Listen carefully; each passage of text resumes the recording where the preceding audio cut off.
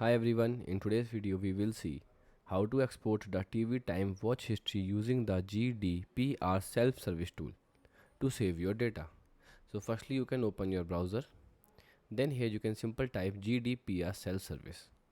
Now click on the link the TV time GDPR data exporter. Once you tap on it, now it will ask you to enter your credentials. So here you can simple enter your credential, your ID and password. Now click on sign in. Once you sign in, it will automatically start exporting, means creating a downloadable file. You will see here a message, your file is getting ready to download, please wait. I already downloaded my file, that's why it will show download button. But in your case, it will automatically start downloading, or you will get here a button to click download. Once you click, then it will take some time, approx 2 to 5 minutes. Then you will see a download button. Then once you click on download button, now you can simply save your file in your storage.